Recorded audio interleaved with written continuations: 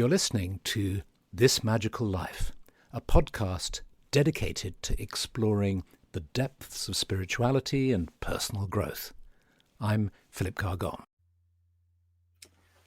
Hello, this is Philip Carr-Gomm in apparently the depths of winter, but it's not really the depths of winter.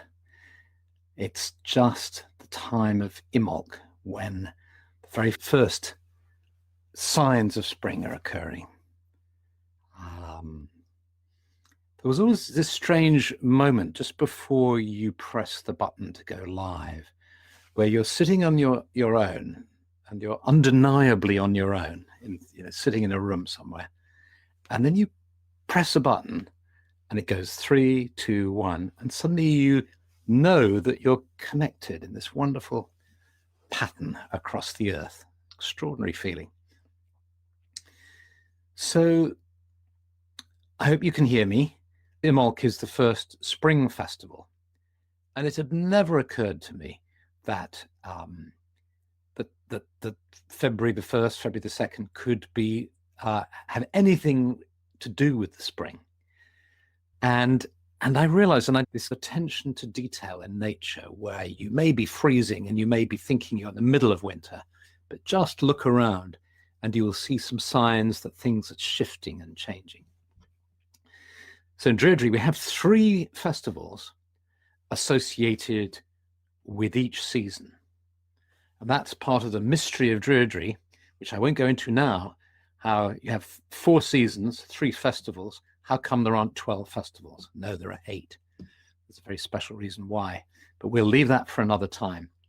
So spring has 3 festivals: Imbolc, beginning of February, the spring equinox, 21st, 22nd of March, and Beltane, Beltana on the 1st of May or thereabouts.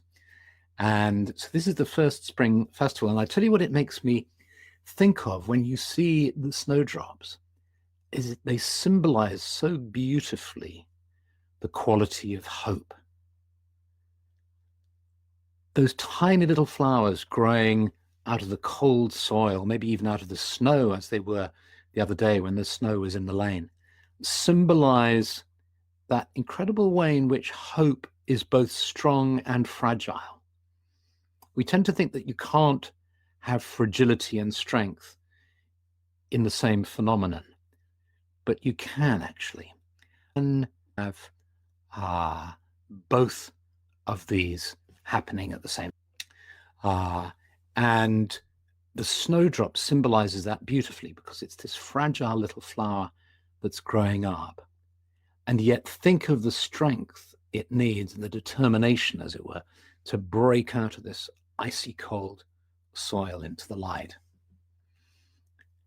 And hope, as Viktor Frankl, the psychologist, and others have pointed to, is an absolutely vital dynamic or quality that we need in our lives.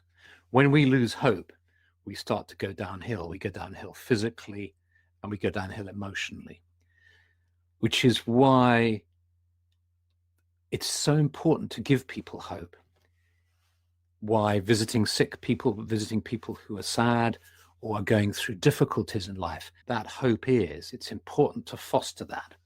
Which leads me to this interesting question. I've called the conversation this evening the beauty of fostering, because hope needs fostering. It's like a little flame that needs encouragement. And this is precisely the spirit of this time of year, is fostering, encouragement, nurturing, protection. This is why Imbolc is a festival of the goddess. This is why Brigid, or bride, or bridie, presides over this festival. In the Hebrides, she's known as the foster mother of Christ. So this idea of fostering is really powerful, and it's considered a highly important and sacred activity, the whole concept in the Celtic tradition. Nowadays, we think of fostering as a means of last resort when a family is unsuitable or has broken up in some way, and foster parents need to be found for children. But in the old days, fostering was a standard procedure And it was considered an important part of taking care of a child's education and development. And psychologists talk about the 4 F's, the basic drives we have of feeding, fleeing, fighting, and making love. But I actually think that there are 5 F's. We are driven by 5 F's because the desire to foster, I find, in virtually everyone. The desire to take care, to nurture, to help grow, to be of use, to heal, to help, to aid, to comfort, to give succor, to protect, is a natural tendency that I think is human and that we all possess. And this is why the caring professions are attractive to so many people. This is why so many people train to be healers. This is why so many people want to be of use in the world. This is a quality, an aspect of ourselves that is important as all the other aspects. And it needs nurturing and needs cultivating. And spiritual discipline does cultivate that. It's as if those other qualities are perhaps of a different order. Fostering is of another order than certainly fighting and fleeing. It's of another order, and it needs cultivating. And spiritual traditions and spiritual discipline helps to cultivate the ability and the capacity to foster.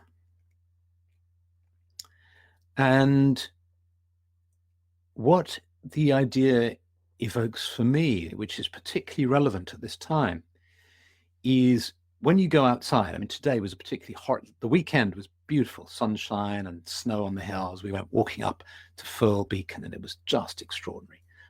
But today was particularly horrible, raining, cold, windy.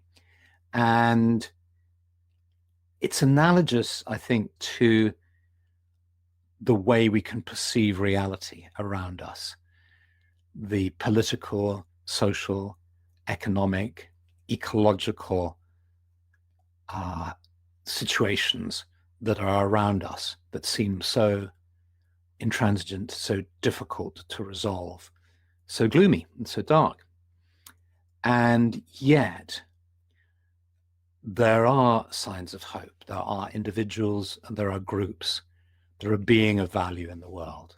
And like that wonderful story about the old man who goes down to the beach and finds that the tide has gone out, leaving lots of starfish stranded on the beach, dying. And there's a little girl who's throwing one starfish at a time back into the water. And he goes up to her and he says, "What are you doing?" And she said, "Well, I'm saving this starfish." And he said, "Well, how can this possibly make a difference? There are thousands of starfish here." And she just looks at him in the eye, holds the starfish up and says, "Well, it certainly makes a difference to this one," and throws it back into the water. And that's, I think, the attitude to adopt. And that is the attitude of hope. And so let's use this as a theme for our meditation. If you're willing to do a meditation, if you don't feel like it, you can just listen. Here we go. Each of us, all over the world, there are people all over the world tuning in. We're sitting, looking at a screen, apparently separate. But if we close our eyes, it's possible to sense that at some other level of reality, we're meeting together in a place that we could imagine as the sacred grove of the Druids, a clearing in the forest that is a place of safety, of communion with the divine, of connecting with the beauties of nature. And so, tuning into this place, we become aware, first of all, of the earth beneath us. And we allow ourselves to feel supported by the earth, strengthened by the earth. We can feel its healing energy, its slow rhythm. We can allow our tensions accumulated during the day just to slip away into the earth, so that we feel clear and rested, sitting here on the earth with the trees around us. And we sense these trees rooted deeply in the earth. We feel the strength of their trunks. We feel their spirits, the spirits of our brothers and sisters, the trees around us. And we breathe in their perfume, the essential oils that they exude from their leaves, that we breathe in deeply, bringing us health and vitality. And we look up and we see the branches high in the sky. And we see the sky and sense the energy of the sky. And we allow the energy of the sky to flow into our beings, so that the energy of the sky meets the energy of the earth within the center of our beings.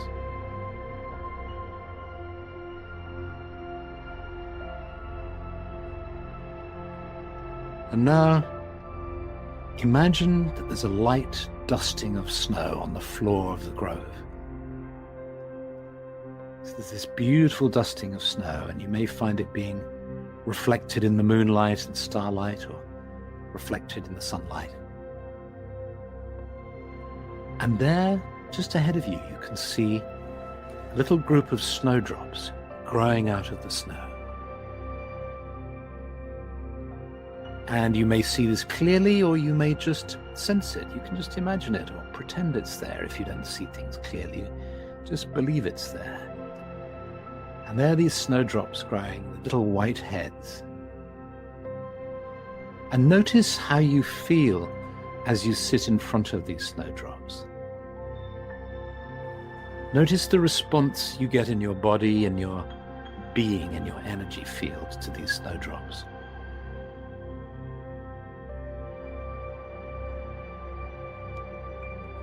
And perhaps that feeling you're having is a feeling of care, of protection, of loving, of admiration, of course, because they're so beautiful.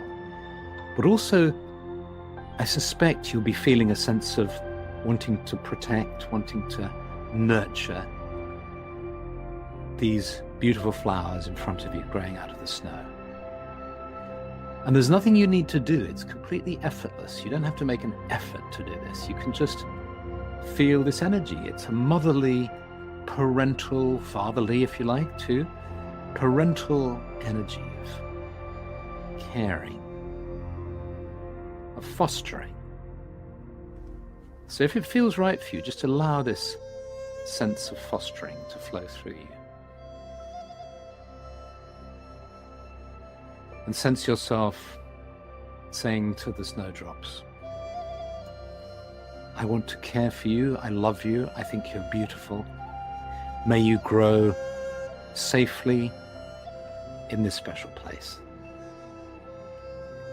And then just imagine that you're moving your hands forward and just touching them onto the snow, just beside either side of the snowdrops. You can feel the cold of the snow, really feeling refreshing. And just send your love from your heart down through your arms, through the palms of your hands, towards the tree. You might find the snow is just melting a wee bit. And just sense that love flowing into the snowdrops. And then you can allow yourself to bring that love up to your heart too, and just touch your heart with your palms. Feeling centered in yourself, you gradually close your inner eyes, aware of the beauty around you, breathing in the magic of this place, the scent of the trees. And gradually you allow your awareness of the trees, of the sacred grove, of the snowdrops to fade, as you retain the feelings of well-being, of peace and calm within you. Slowly becoming aware of being seated in front of your computer or your tablet, here, now. At this time of Imbolc in the northern hemisphere, Lunar in the southern hemisphere. And so, thank you for being being here. Thank you for being. And have a lovely evening and a wonderful week. And for whatever hope exists in your heart, do take this time to foster it. It feels like protecting a little flame. Sometimes hope is very small. It's like a little snowdrop flower. But just by taking a protective, nurturing, parental, caring approach towards it, you can gradually allow that flame to grow stronger. As we go into March, April, and May, that flame will grow stronger and brighter. So much love and many blessings. Bye.